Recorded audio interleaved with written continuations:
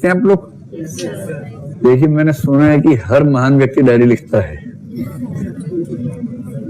लेकिन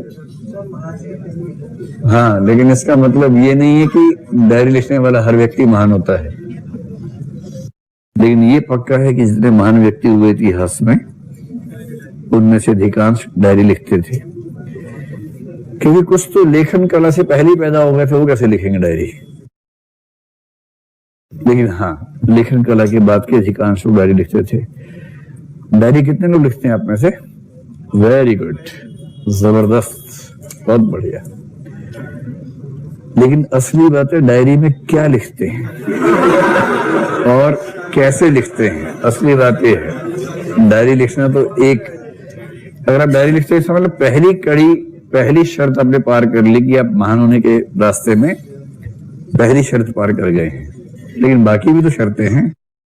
वो इस बात से तय होता है कि डायरी में आपने क्या लिखा। देखो, डायरी में 2-3 बातें हैं। पहला, सिर्फ अपने बारे में लिखा या अपने आप को एक सामाजिक, राजनीतिक, आर्थिक मनुष्य मान के लिखा। जो अपने आप को सिर्फ एक भावनात्मक और दैहिक मनुष्य मान के लिखेगा, उसकी डायरी में केवल ये रहेगा, आज उसने ऐसे बोल दिया, मुझे गुस्सा आ गया, मैंने इससे कहा, उसने मुझे जवाब नहीं दिया, मैंने उसको व्हाट्सएप किया, उसने सीन हो गया था, मेरी लाइन आ गई थी और जवाब नहीं आया, उसके बाद से मेरे फ्रस्ट्रेशन का लेवल बड़ा हाई हो गया, मैं कल इसको छोड़ूंगा नहीं, इसका खून पी जाऊंगा कम वक्त। एक तो ये डायरी होती है, इसमें 2 चीजें हैं, इमोशंस हैं और मैं और मेरे इमोशंस, बस।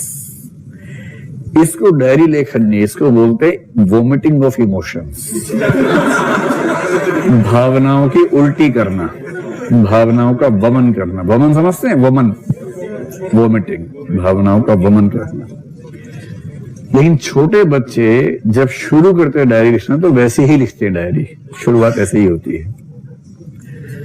और जो व्यक्ति खुद को तार्किक, सांस्कृतिक, सामाजिक, आर्थिक, राजनीतिक मनुष्य मान के लिखता है ना, उसकी डायरी अलग होती है। फिर वो आज की डायरी में ये भी बताएगा कि जब दिल्ली में कल एक फैक्ट्री में आग लगी, तो ऐसी समस्याएं देश में क्यों हैं और इनका समाधान कैसे हो। और फिर साथ में लिखेगा कि आईएएस बनने के बाद हो सकता है मैं कम से कम अपने क्षेत्र में ऐसी स्थितियां कम कर सकूं, ये उपाय कर दूंगा। जब से ये घटना देखी है, तब से नींद नहीं आ रही है, बेचैनी हो रही है, कैसे ठीक करूं। और दूसरा काम जो करेगा, ये तो हो गया कि जो चल रहा है दुनिया में, उससे खुद को जोड़ के लिखेगा कि मैं भी तो उस दुनिया का हिस्सा हूं ना। और दूसरा वो क्या करेगा, डायरी का असली पर्पस है आत्म मूल्यांकन और आत्म परिष्करण, न कि आत्मवमन।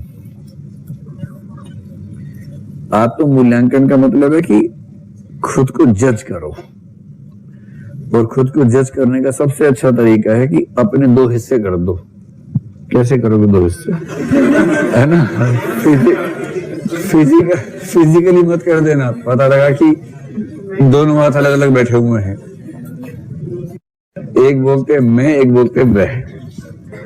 मैं का मूल्यांकन वह की निगाह से आप ही करेंगे। जैसे आंसर राइटिंग है, कई बच्चे दिखाते हैं, मैं उनसे बोलता हूं एक समय के बाद, अब किसी को दिखाने की जरूरत नहीं है, आप इतने मैच्योर हो गए हैं, मैं की निगाह से लिखो और वह की निगाह से चेक कर लो, किसी और की जरूरत नहीं है।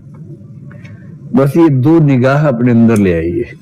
आपने लिखा, अपने भाव से लिखा, फिर चेक करने बैठे तो ये भूल गए कि आपने लिखा है, और फिर उसकी कमियां आपको साफ नजर आने शुरू हो जाएंगी। ऐसे ही आपने आज एक फैसला किया, मैं बन के फैसला किया, शाम को वह बन के बैठे कि फैसला ठीक है या गलत है।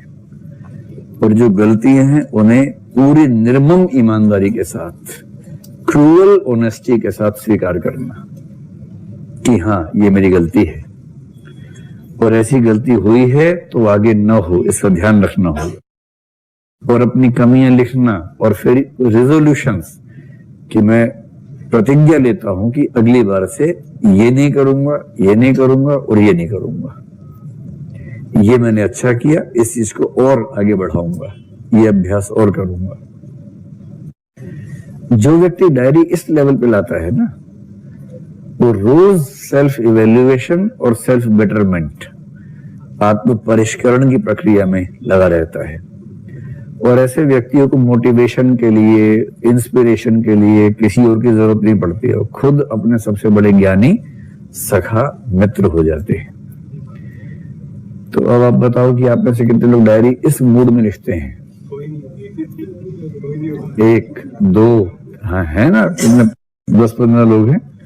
और महान व्यक्तियों का अनुपात इतना ही होता है समाज में, इससे ज्यादा कैसे होगा? ऐसे लिखना चाहिए। और डायरी ऐसे लिखो कि कोई गलती से पढ़ भी ले तो सामाजिक संबंध खराब ना हो। ये नहीं कि इतना गाली गलौज दिया किसी का नाम लिख के, ऐसा मत कीजिए, है ना, उस पर फिर बड़ा छुपाना पड़ता है उसको।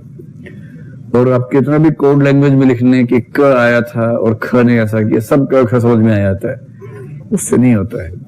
तो डायरी गाली देने का प्रोसेस मत बनाइए, आत्म परिष्करण का प्रोसेस, और वो इमोशनल इंटेलिजेंस के रास्ते की एक बड़ी उपलब्धि है।